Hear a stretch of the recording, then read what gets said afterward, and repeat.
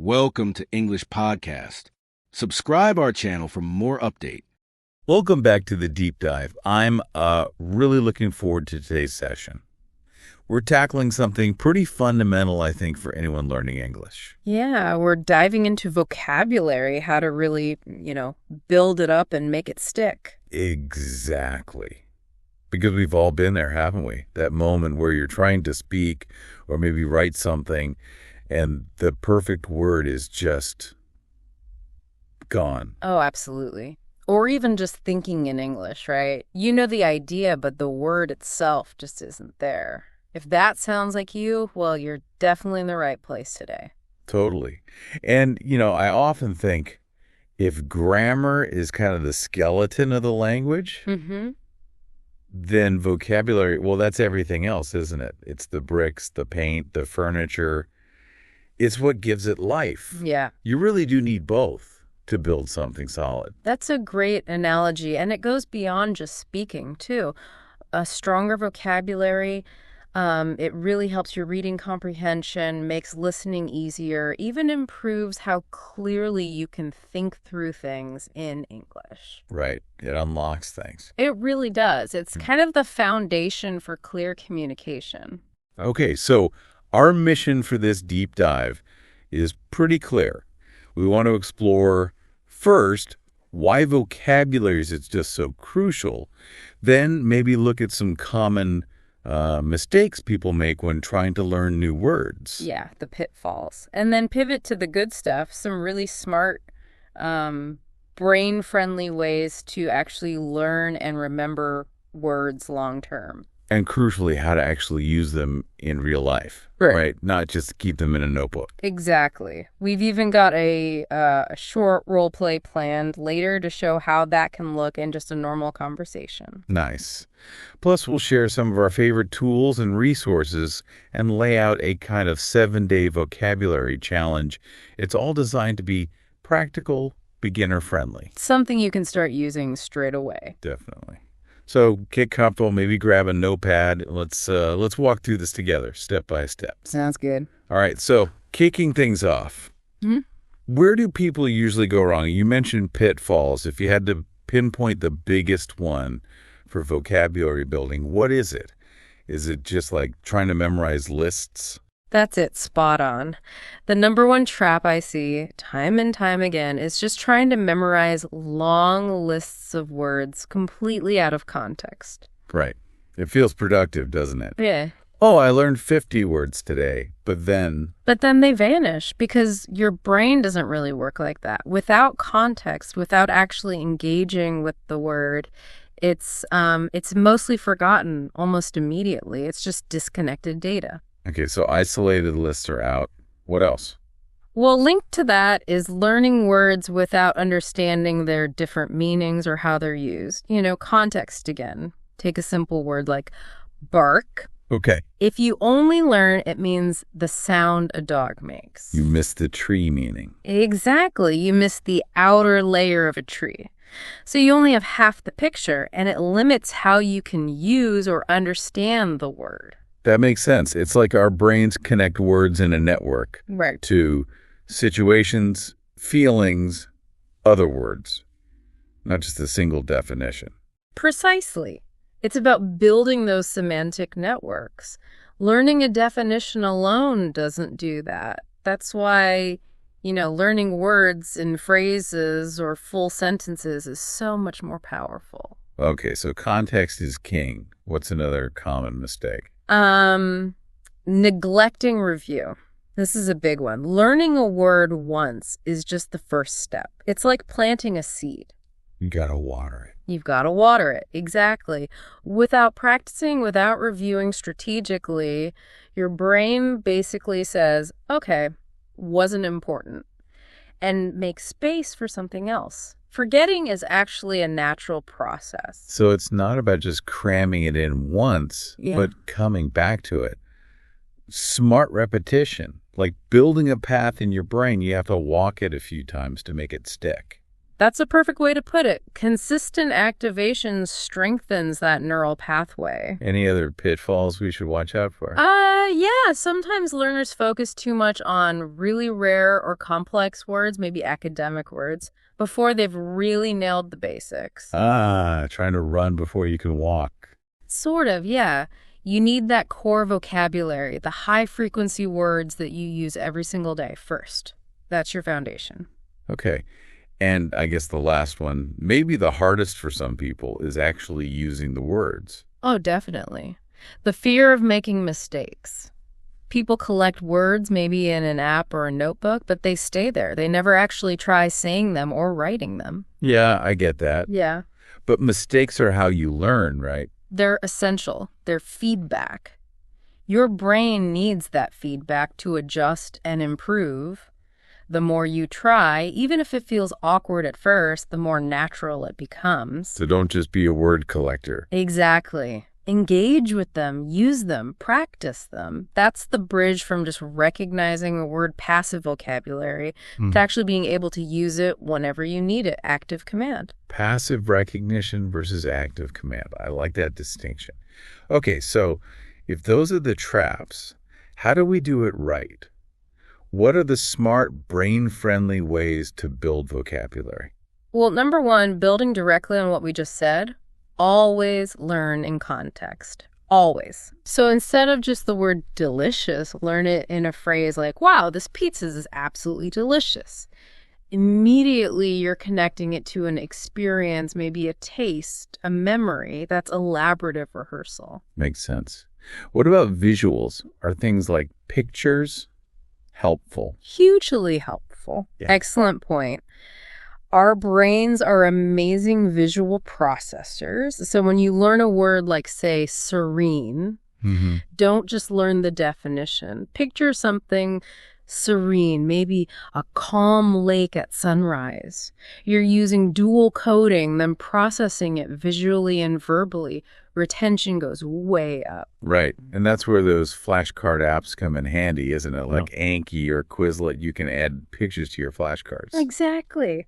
And those apps often use another key technique, spaced repetition. Yes. SRS. Tell us about that. It's basically an algorithm that figures out the optimal time to show you a word again right before you're likely to forget it. Each time you recall it, the interval gets longer. It's incredibly efficient for moving words into long-term memory. So context, visuals, spaced repetition. What else? Immediate application. As soon as you encounter a new word you want to learn, try to use it right away. Yeah. Say it out loud. Send a quick text message using it. Even just use it in your thoughts, your internal monologue. Make it active immediately. Okay, so if I learn resilient today, I could think to myself later, wow, I felt pretty resilient getting through that meeting. Perfect. You're making it relevant to your world instantly. What about grouping words? Does that help? Oh, definitely. Learning words by theme or topic is very effective. Maybe spend a week on words related to technology or innovation. The next week, words about the environment. Because they connect to each other naturally. Exactly. It builds those semantic networks we talked about. Words related to innovation like breakthrough, pioneering, disruptive. They all cluster together in your mind, making recall easier. And exploring word families too, I suppose, like understanding prefixes and suffixes. Yes, that's morphology. Understanding how words are built. If you know teach, you can easily figure out teacher, teaching, even unteachable. One root can unlock a whole bunch of related words. It's very efficient. So really, it's about attacking it from multiple angles. It is. Seeing it, hearing it, saying it, writing it, connecting it visually, connecting it to themes, connecting it to your life. The more connections you build, the deeper it sticks. You're building stronger pathways in your brain. Okay, that gives us a solid toolkit of learning techniques. But how do we bridge the gap between knowing these words and actually, using them smoothly in real conversations or writing? Yeah, that's the crucial next step. A really simple way to start is just narrating your day to yourself, but in English. Silently or even quietly aloud. Like what? Like, okay, I need to make some coffee. This coffee smells quite robust today. Or, I'm feeling quite ambitious about finishing this project. You're activating vocabulary in a low-stakes way. Okay, I like that. Low pressure. Mm-hmm. What about speaking with others? If you have a language partner, a tutor, or even just a friend you practice with, set a small goal. Maybe aim to use, say, 2 or 3 new words you learned this week during your conversation. Actively look for opportunities to slot them in. Exactly. It's a safe space to experiment and maybe get some feedback if you misuse them slightly. And for writing. Start small again. Maybe just a short diary entry each day.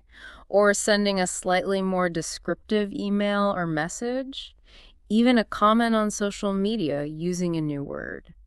It forces you to think about sentence structure and meaning. Right, actually constructing something with the word. Mm-hmm. And don't forget the power of just thinking in English more often. When you see a magnificent building, consciously try to form that thought, wow, that building is magnificent, in English in your head. Keeps the language active even when you're not speaking. Precisely. It keeps those vocabulary connections firing. The more you deliberately choose to think, speak, and write using your expanding vocabulary, the more automatic it becomes. You're shifting words from that passive bucket to the active one. Okay, this is great. Speaking of real-life usage, I think this is a good time for that role play you mentioned. Let's try and bring this to life a bit. Sounds good. Let's do it. So imagine we're just catching up after the weekend. We'll start. Okay. Hey, how was your weekend? Do anything exciting? You know what? It was actually quite rejuvenating. I had a really intense week last week, so. Yeah. Saturday was surprisingly productive, though. Oh, really? Productive how? Don't tell me you actually tackled that mountain of filing you mentioned. Huh. Even better, actually. I decluttered my entire study, finally finished that report that was hanging over me, and I even managed to watch a really fascinating documentary. Felt good. Wow, that does sound productive. I think I would have been completely exhausted after all that. Oh, I was. Believe me, Sunday was purely for leisure. Yeah. Seriously, I think I stayed on the sofa reading until about noon. Just, enjoying the quiet. Nice. That sounds like a perfect balance. Did you do anything fun later on Sunday? Yeah, actually. Went out for dinner at that new Indian place downtown. Had the most exquisite lamb korma. Seriously, the spices were just perfect. Ooh, exquisite. Nice. I love a good korma. What else? Anything interesting happen? Well, later on, I tried watching this new psychological thriller everyone's talking about, but honestly, the plot got incredibly convoluted near the end. Left me feeling a bit bewildered, actually. They can be like that, can't they? Those thrillers often tie themselves in knots. Did you use subtitles? Sometimes that helps untangle things. I did, yeah. Yeah. And I paused it quite a bit, looked up a few words I wasn't sure of. I'm really trying to get more proficient at understanding fast-paced dialogue, Well, listening to you now, I'd say that proficiency is definitely coming along. That sounds like great progress. Okay, end scene. That felt pretty natural. Let's quickly unpack some of those words we slipped in there. Sure. So we heard rejuvenating right at the start. That means, making you feel refreshed, energetic again. And productive, achieving a lot. Yeah. Getting things done. Then exhausted. Which is just extremely tired, more than just tired. And leisure was used for free time, relaxation time. Right. And you used exquisite for the curry. Yeah, meaning like exceptionally beautiful or delicate, often used for food, art, craftsmanship. Very positive. And then the thriller plot was convoluted. Meaning really complex, intricate, maybe unnecessarily so, difficult to follow. Okay. And finally, I used proficient. Meaning skilled or competent at something, like being proficient in English. See how they just added a bit more detail and precision? Yeah, without sounding forced. That's the goal, isn't it? Integrating them naturally. That's exactly it. Okay, so we've talked learning techniques, we've talked application. What about tools and resources? Beyond the flashcard apps we mentioned, like Anki, Quizlet, maybe Duolingo for beginners. Those are all great starting points, especially for structured learning and that spaced repetition. But don't overlook the power of just consuming English media. Like reading. Absolutely. Reading is fantastic. If you're not ready for full novels, try graded readers. Oxford Bookworms, Penguin Readers. They have different levels. Ah, so the language is controlled for your level. Exactly. Right. It exposes you to new words naturally within a story, which is great for context. You absorb vocabulary almost without realizing it. And listening, of course. Yeah. Like, hopefully listening to this. Definitely. Podcasts, audiobooks, YouTube videos on topics you genuinely find interesting.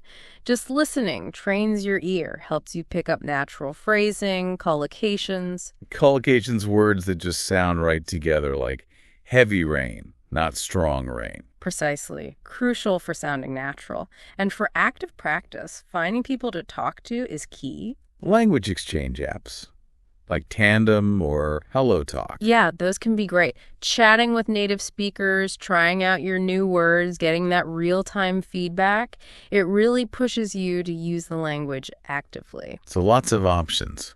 Tons. The trick is finding what you actually enjoy, what fits into your life, and then this is the most important part, being consistent. Daily practice, even short bursts, is the engine. Consistency. Okay, so how do we make this a real habit? Not just something we do for a week and then forget. How do we bake it into our daily routine? I think the key is not to be overambitious initially. Aim for, say, just 3 to 5 new words a day. Actively learn them. 3 to 5. That sounds manageable. It is. It's enough to make progress, but not so much that it feels overwhelming. Quality over quantity. You can actually focus on learning those few words well. It's sustainable. And when you learn them, really learn them, right? Not just glance at a definition. Exactly. Say them aloud. Make up your own sentences, using them sentences about your life, your opinions, your day. That personal connection, that's the elaborative rehearsal that makes them stick. Okay. And review. Crucial. Don't forget to review yesterday's words, last week's words. Use those flashcard apps or just flip through your notebook. That spaced repetition locks them in long term. Got it. So learn a few well, use them personally, and review consistently. And keep engaging daily. Keep engaging daily, even just 10 minutes of reading an article, listening to a song or a podcast snippet. Keep the language alive in your head every day. Okay, so to really kickstart this habit, you mentioned a challenge. Yes, a little 7-day vocabulary sprint to get you going. Ready? Lay it on us. All right. For the next 7 days, day 1, pick 3 new words. Find them anywhere, something you read, heard, or from a list. Okay, 3 words. Then write at least 2 unique sentences for each word, making them relevant to you, your life. Say them out loud. Got it. Use them personally. Day 2. Pick 3 new words. Do the same sentences. Say them aloud. But TOC, also quickly review day 1's words. Maybe use your flashcard app or notebook. Adding review. Exactly. Done. Day 3. 3 new word sentences. Say them. Review day 1 and day 2 words. You see the pattern. Yep. Learn new, review old. And one more thing each day. Try to use at least one of your new words from any day that week in a real conversation, a message, an email, or even just consciously in your thoughts. Actively deploy 1 word per day. Minimum. Just push yourself slightly. It doesn't matter where the words come from, a book, a movie, this deep dive. What matters is that active engagement. It's about effort, not perfection. I love that. a concrete, manageable plan for 1 week. It can really build momentum. Okay, wow. We've covered a lot, from the common mistakes people make to those brain-friendly learning techniques, applying them in real life, the tools, the habits, and now this 7-day challenge. It's been quite a journey through the world of vocabulary building. Definitely. And I hope everyone listening feels a bit more empowered now. Yeah, the main takeaway really is this is a journey. It's ongoing. But every single word you learn, you truly understand and start to use, it's a genuine step closer to fluency. So the encouragement is, use these tips. Try out the tools. Seriously, consider doing that 7-day challenge starting today or tomorrow.